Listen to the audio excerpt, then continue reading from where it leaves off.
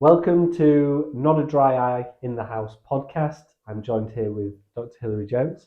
Excellent. I want to get into the conditions. Let's talk a bit more about, you know, what are these conditions that the optician or the optometrist may diagnose a patient with.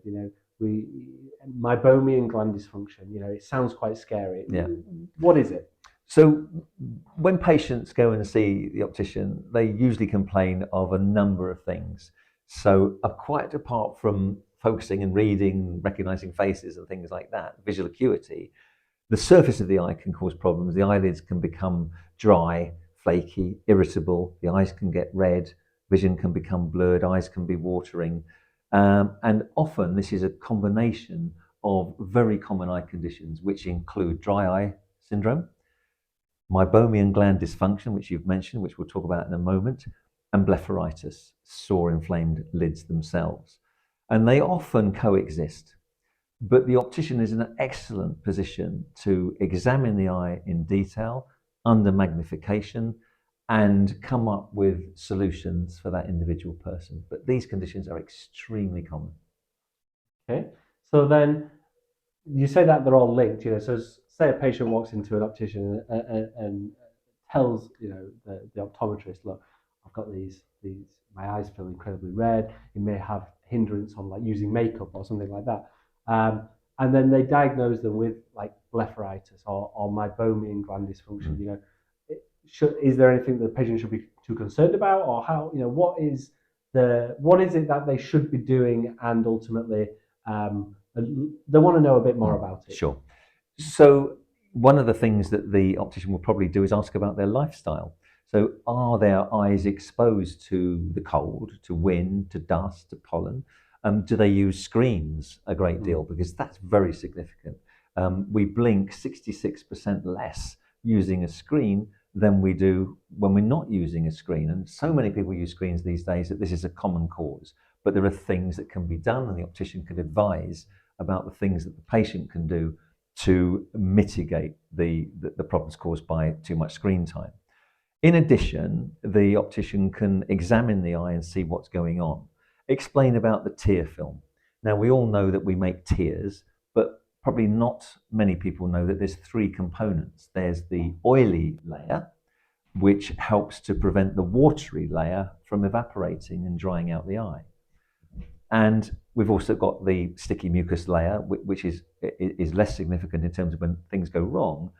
But the meibomian glands are the oil-producing glands within our eyelids, which normally, in a healthy situation, secrete the oil onto the surface of the eye. And as we blink, it covers the watery layer and prevents, as I say, the water from evaporating, the aqueous layer of the tear film.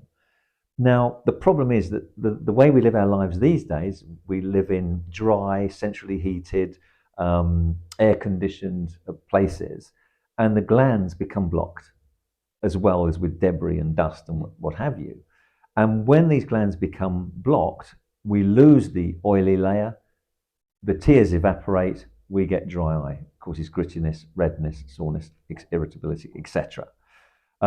So we can treat that. We can heat up the meibomian glands with a warm eye compress, used preferably for about 7 minutes. Yeah. And then this tends to melt the trapped oil and makes the oil much more soft and buttery, so it can be expressed. If we leave things alone, inflammation occurs, the glands become permanently blocked, major problems and quite debilitating symptoms in the future. So that's meibomian gland dysfunction, often coexists with dry eye syndrome as a result.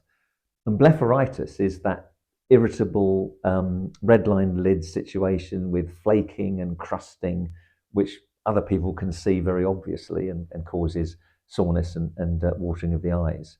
So blepharitis is something that requires cleansing on a regular basis, a good eyelid hygiene regime that should be adhered to at least twice a day.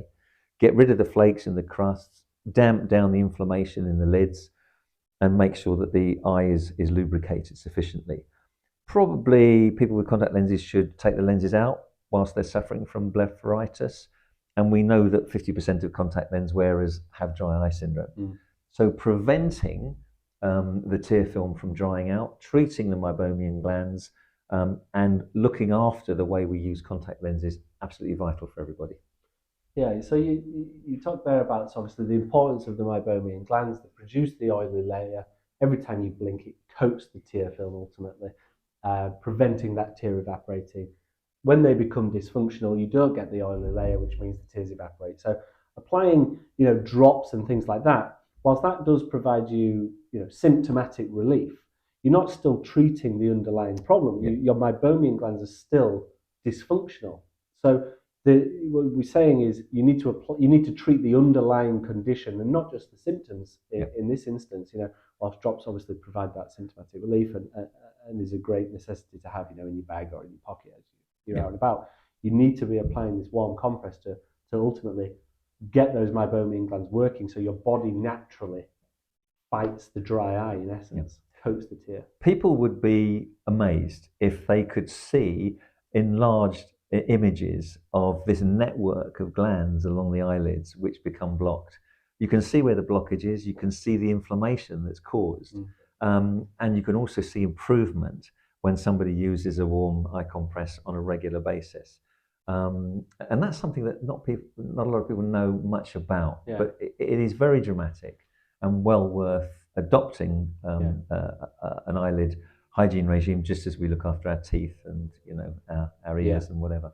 So obviously we know that MGD or meibomian gland dysfunction then has a direct link with dry eye, and then often can cause blepharitis if untreated ultimately. So talking on dry eye, you touched on contact lens wearers.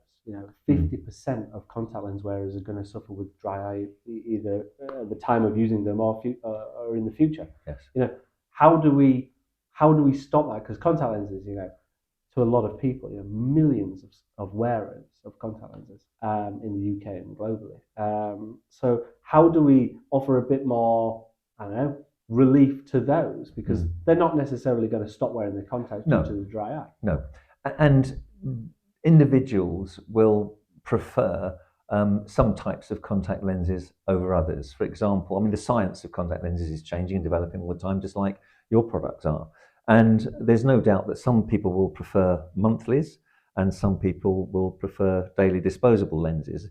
Much depends on the kind of lifestyle they lead. So if someone's physically active, they'll often prefer a daily, which can be thrown away at the end of the day. Perhaps for them more convenient, produces more oxygenation of the surface of the eye. Also, they don't have to worry about cleansing every night the lens. They don't have to worry about carrying a case around with them. On the other hand, many people prefer monthlies. That suits them better. They find it more convenient. Yes, they have to be more vigilant about cleaning those lenses and making sure they're sterile and clean. But some of the more modern monthlies would be silicon-based hydrogel lenses, which are perhaps have a better affinity for retaining water and therefore preventing the drying out of the eye. But it is horses for courses, and people are best advised by their eye specialist, if you like, as to what's going to suit them and their needs best. Yeah, I think the patients, in essence, should be going into their optician and seeing their contact lens specialist and saying, look, if my eyes are starting to get dry, they could look to move them onto a different contact lens. Absolutely, that's right. There's a lot out there. A tip also could be to apply a drop, in essence, before or after applying the contact lens. Yes.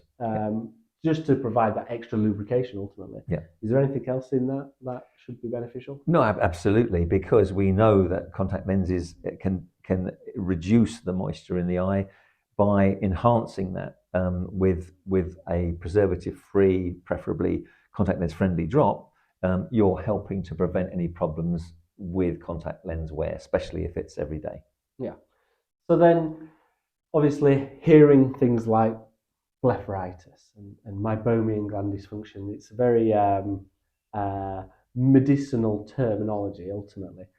How do we make it more appealing to the patients ultimately, that yes, whilst you are suffering with these medical conditions, it's not as scary as it sounds, and there are Mm. treatments available. Ultimately, it's not like you've been diagnosed with blepharitis and you're left to your own devices. There's a lot of treatments out there. Of course. How we can incorporate it into our daily lives.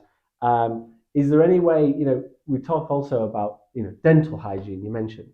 So we know that we incorporate that routine, brushing our teeth, for example, into our daily lives, but yet we don't incorporate our eye care routine. Why is that? Well, it's something that's been neglected. We assume our eyes can do the job for us. We make tears; they'll do the job, won't it? People think they contain antibacterial agents in the tears, and it doesn't affect our vision most of the time. However, it causes discomfort. It causes grittiness, irritability. That can make us tired, stressed, irritable. So it's well worth preventing it happening, well worth treating it. And yes, they do sound like medical diagnoses, which are a bit scary, but actually, it's no different to dry skin. So if you explain to someone, well, you've got dry skin, use a moisturizer. Oh yeah, okay, logical. Yeah. So if dry eyes are a problem, deal with it. Yeah.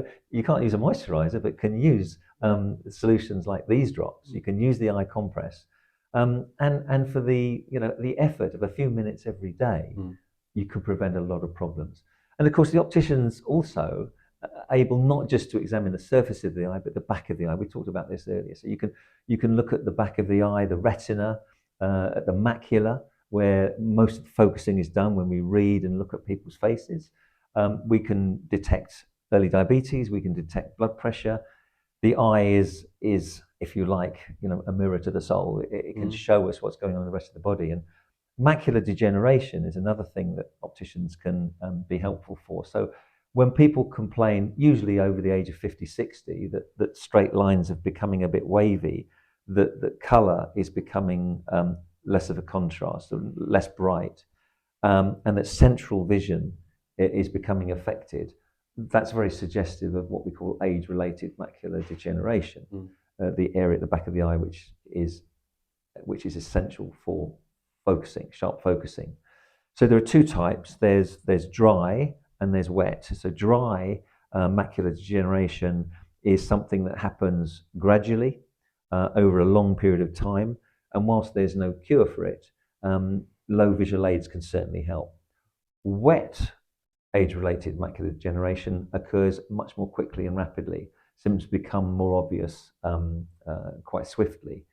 And there is treatment for that using injections called anti-VEGF medication. These are injections in the eye, which are actually relatively comfortable. It sounds it might not be, but it is.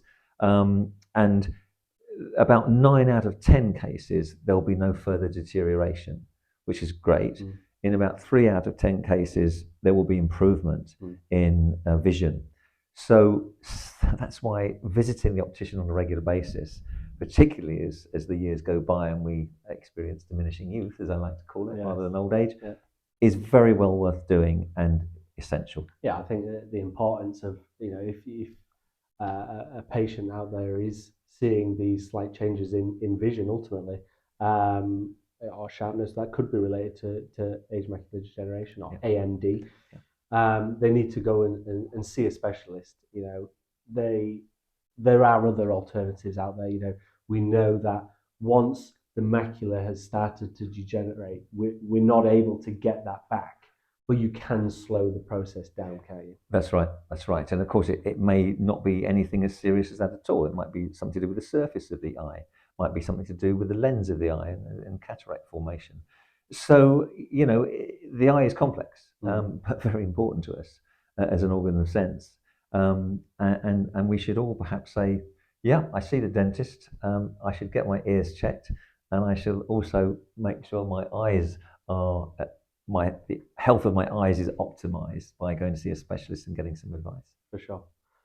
Well, thank you for listening. This has been the Not a Dry Eye in the House podcast with Dr. Hilary Jones. Go to our socials to follow, like, share, and also more content is available. Thank you, Dr. Hilary. Pleasure, Sam. Thank you.